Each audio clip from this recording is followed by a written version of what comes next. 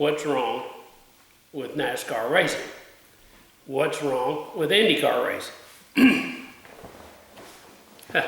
How many discussions have we had in bar rooms and pubs and everything else around the country on that subject, filling stations, if there's any left. What's wrong with it? I've thought long and hard about that. I think we messed it up a little, folks. I think that we got too fancy. I think as it soared back in the 90s, a lot of people wanted to change it. They didn't like it the way it was. They thought it was too country or too unsophisticated or whatever. Now those people were dead wrong. It's like back in the, this has been going on forever, people trying to change racing. I remember there was a guy from one of the big companies in racing back in the 60s. He called me and he says, because Firestone was Richard Petty being a good friend of mine, and Firestone supported him at the time. He thought I'd be a good one to check this out. He says, I think we need to send Richard Petty to diction lessons. Diction lessons? Yeah, we get him to talk different. He's too twangy. I said, my gosh, Richard Petty talking different than he does? I said, that makes him. I said, if Andy Griffith talked different than he did, he wouldn't be the person he is today. I said, that is a distinctive thing with Richard Petty. You're not going to get him to change that. Number one, he wouldn't do it. Number one, the people wouldn't like it. You can't change somebody's diction. Unless you're a movie actor. Meryl Streep can do it. Paul Newman could have done it. You know, Richard Petty? So obviously that didn't happen.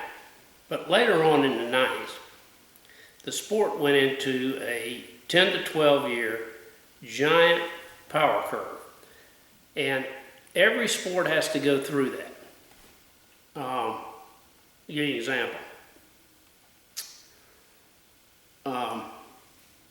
Baseball started their power curve with Babe Ruth and Lou Gehrig back in the 20s. They went leveled off in the 30s. PGA Golf did theirs in the mid-50s when Frank Turkanian from CBS learned how to do the last 3 holes of a playoff and said that's the way we need to televise golf. And it's still the way they're doing it today. And they've changed it, but a lot, but it's still the basis of the golf tournament. NFL started their 10-year power curve in the late 50s with the great Colts-Giants games, Johnny Unitas versus Frank Gifford and all those guys. NBA had 2. They had a great boost back there in the 50s with Wilt Chamberlain, with Bob Cousy, Celtics, etc. And then they had the Michael Jordan era, which was another thing. So every sport's got to go through that 10 to 12 year power curve to go from a sport with a certain base to one with a national base. Now, baseball got ahead of everybody else. That's why they call it the national pastime. Our power curve started in the 90s, and it soared. I'm sitting there selling tickets during that time. I couldn't believe the amount of tickets we were selling. I couldn't believe the amount of publicity we were getting. CBS was doing races live. It was a big deal. Now, it doesn't last. That 10 to 12 year power curve may last 14 years, or in some cases it might go up as high as 16, but after that, it plateaus off. Hockey's power curve went up, and you go into a plateau, or you don't necessarily stay flat, you go down. That's what happened to soccer.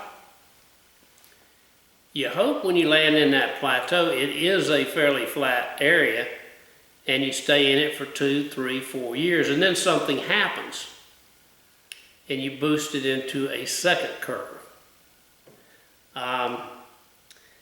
What will boost it generally is an exciting personality. Rocky Marciano was a great boxer. When he retired, undefeated, It was a while, then Muhammad Ali came along and boom, boxing went to the sky. So personalities depend on an awful lot of this. Johnny Unitas was certainly the personality behind one of the personalities behind the NFL rise. Joe Namath came along later and was did as much as Johnny Unitas did in a very brash fashion. Again, like I said earlier, look what Michael Jordan did for the NBA. He took them off that plateau and got them up again. Racing's been on this plateau since about 2005. Part of the reason was Earnhardt's death.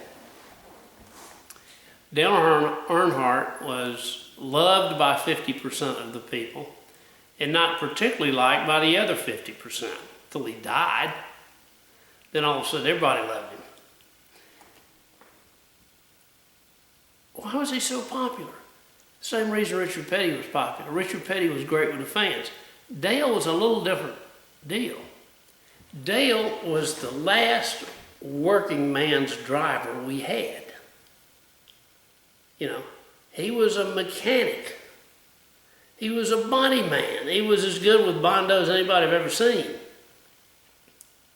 Bondoed a car for me one time, did a great job. Oh, I never thought that body would ever survive anything, but he really fixed it up. When he died, whether you were a shrimp boat captain, a dock worker, ran a motor grader, worked in the sewer, a cowboy out there dogging horses, or dogging ponies, or dogging cattle, you loved Dale Earnhardt. He was your man. He was working man. You understood him. He didn't mind getting dirt under his finger. He didn't talk just right. He didn't go to college. He didn't finish high school. Just like maybe a lot of you folks didn't. They loved him. There was nobody to replace him. When Richard Petty retired, his fans went over, for the most part, to Bill Elliott, who became the most popular driver in NASCAR for a long period of time. So that was one of the reasons. Earnhardt's death had a tremendous left a great gap. Now some of them, say, oh, well, what about Dale Jr.? The people, Dale Jr. is a completely different guy than his father. Sure, some of them went over there for sympathy. They didn't stay over there. Dale Jr. made his a whole new set of fans. Nobody could step up and say, I'm going to take Dale Earnhardt's job. Now, Bill Elliott didn't say I was going to take Richard Petty's job either. He just naturally did. There wasn't a guy out there. Now, Clint Boyer, Richard Childress just pulled him out of the body shop up in Kansas. And he came out here with Bondo under his fingernails, but he never acted like Earnhardt. He fancied himself up. Not that there's anything wrong with that, but he got the motor home and he got the airplane, he got all that stuff. He just didn't want to be the working man anymore. So he didn't get Earnhardt's fans. He also wasn't the brash driver that Earnhardt was. As a matter of fact, I'm not sure we had a driver as brash as Earnhardt come along after he died. I guess that guy might have been there, out there. He might have been driving in the dirt tracks and around the cornfields of Iowa. He might have been down in the sagebrush of Texas. But he never made it to NASCAR.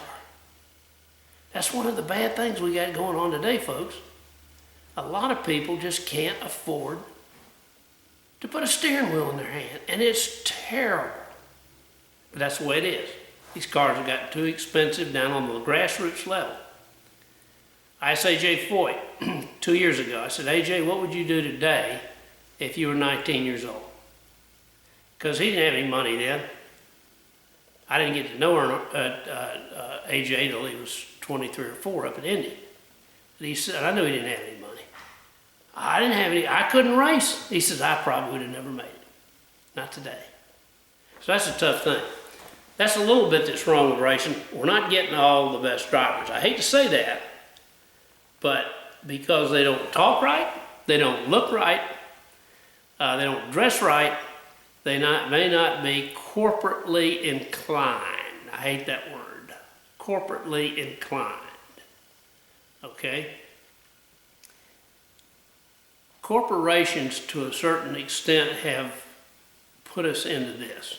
And that is big controversy, me saying that. Okay? People say, they're the people that fed you. They're the people that Lowe's sponsored Lowe's Motor Speedway.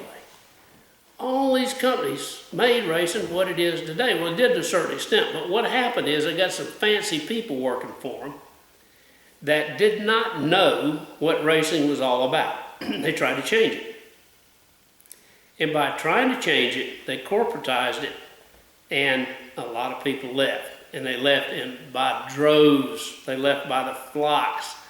Yeah, they kept watching it on TV some, but they didn't come to the racetrack. They didn't come where you need them. And you look down there and you see the Indy race was terrible. I don't know how many people were there at 250,000 seats. Was there 60,000 people at Indy? Terrible. So did these people get driven away? I think that, and I think a lot of people got mad at NASCAR. Anytime you expand out of an area, the South where we were, and you go to the rest of the country, you're going to make people mad that you leave behind. People that were fans at Wilkesboro, Rockingham, Darlington, etc. that took away from a race from Atlanta, which I thought was terrible. Moved to Kentucky. Was it terrible for the Kentucky fans? No. They'll start coming back. But after that big traffic jam, that's another thing. You got to treat the fans right. You got to make sure that you dot all the T's, they got I's, and cross all the T's. So part of this was a combination of a whole lot of things. The good old boys left the driver's slots. We corporatized it. We made it awfully fancy. You go to a track today now and all you see is advertising.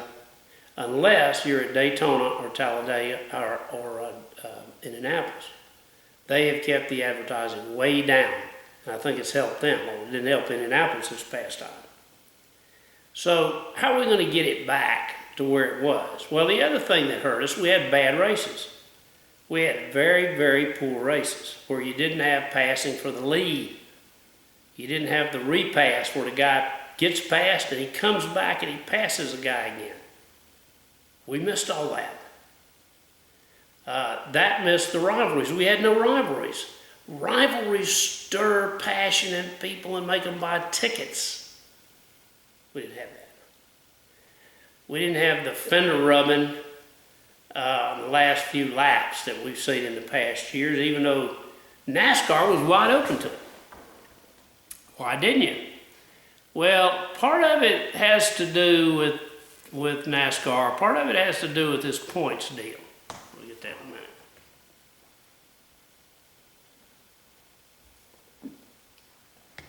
We need to change the point situation where the guys, you don't buy a ticket to see a points race.